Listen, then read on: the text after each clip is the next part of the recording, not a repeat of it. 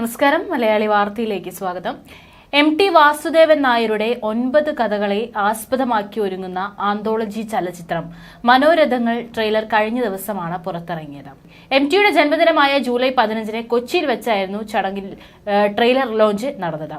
മമ്മൂട്ടി, മോഹൻലാൽ, ആസിഫ് അലി, ഫഹദ് ഫാസിൽ, ബിജു മേനോൻ, ഇന്ദ്രജിത്ത് സുകുമാരൻ, പാർവതി തിരുവോത്ത്, വിനീത്, സുരഭി ലക്ഷ്മി, ആനഗസ്റ്റിൻ തുടങ്ങിയവരെല്ലാം തന്നെ ആന്തോളജി സീരീസിന്റെ ഭാഗമാകുന്നു. ഓരോ സിനിമയായി OTTയിലാണ് ഇത് കാണാനാകുക.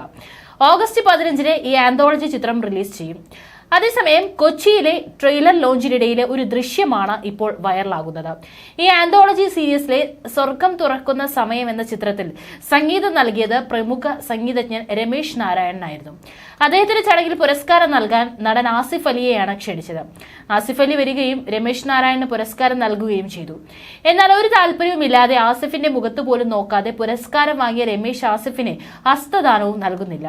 പിന്നാലെ സംവിധായകൻ ജയരാജിനെ രമേശ് നാരായണൻ തന്നെ വിളിച്ച് ആ പുരസ്കാരം ജയരാജിന്റെ കയ്യിൽ നൽകി വാങ്ങുന്നത് കാണാം. സദസ്സിന് നേരെ തിരിച്ചുവെച്ച് ഔദ്യോഗികമായ രീതിയിലാണ് അത് വാങ്ങിയത്. ഇതിലൂടെ ആസിഫിനെ അപമാനിക്കുകയാണ് സംഗീതജ്ഞൻ ചെയ്തത് എന്നാണ് സോഷ്യൽ മീഡിയയിൽ ഉയരുന്ന വിമർശനം. ഇതിനകം വീഡിയോ വൈറലായി കഴിഞ്ഞു. വളരെ മോശമായ ഒരു നിലപാടാണ് ഇതെന്നാണ് പലരും പറയുന്നത്. ഏതായാലും ഈ വീഡിയോ വലിയ ചർച്ചയ്ക്കാണ് വഴിവെക്കുന്നത്. ഇപ്പോൾ സംഭവത്തിൽ വിശദീകരണവുമായി രമേശ് നാരായണൻ തന്നെ രംഗത്തെത്തിയിരിക്കുകയാണ്. ആസിഫ് അലിയെ കരുതി കൂട്ടി അപമാനിച്ചിട്ടില്ലെന്നാണ് രമേശ് നാരായണൻ പറയുന്നത്.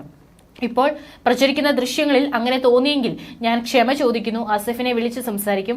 ഞാൻ ഏറെ ബഹുമാനിക്കുന്ന നടനാണ് ആസിഫ് അലി എന്നും രമേശ് നാരായണൻ വാർത്താ സമ്മേളനത്തിൽ പറഞ്ഞു. ജയരാജിന്റെ ചിത്രത്തിൽ ക്രൂവിനെ ആദരിച്ചപ്പോൾ എന്നെ വിളിക്കാത്തതിൽ തനിക്ക് വിഷമം തോന്നിയിരുന്നു. എന്തുകൊണ്ട് ഒഴിവാക്കിയെന്ന് ആലോചിച്ചു. പോകാൻ നേരം MTയുടെ മകൾ അശ്വതിയോട് യാത്ര പറഞ്ഞപ്പോൾ ഈ കാര്യം സൂചിപ്പിച്ചു.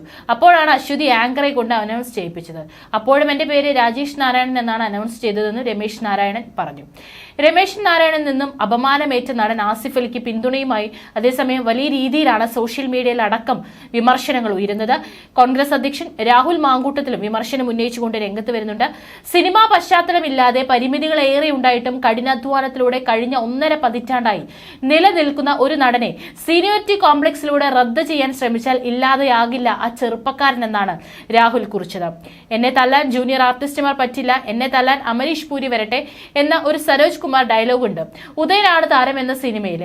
ആ ഡയലോഗ് റോഷൻ ആൻഡ്രൂസിന്റെ തന്റെ സഹപ്രവർത്തകരിൽ നിന്ന് കണ്ടെത്തിയതാണെന്ന് പലപ്പോഴും തോന്നിയിട്ടുണ്ട്. അത്തരമൊരു അനുഭവത്തിൽ ആസിഫ് അലി ഇരയാകേണ്ടി വന്നു. സിനിമാ പശ്ചാത്തലമില്ലാതെ പരിമിതികൾ ഏറെ ഉണ്ടായിട്ടും ഇത്തരത്തിൽ വളർന്നു വന്ന ഒരു നടനെയാണ് അപമാനിച്ചിരിക്കുന്നത്. ഇങ്ങനെ വലിയ രീതിയിലാണ് സോഷ്യൽ മീഡിയ കമന്റുകളിലൂടെ ഇപ്പോൾ ആസിഫ് അലിക്കുണ്ടായ ഈ സംഭവത്തിൽ വലിയ രീതിയിൽ തന്നെ വിമർശനങ്ങൾ ഉയരുന്നത്. മാത്രമല്ല ഇതിന്റെ വീഡിയോ സോഷ്യൽ മീഡിയയിൽ അടക്കം ഇപ്പോൾ വൈറലാണ്.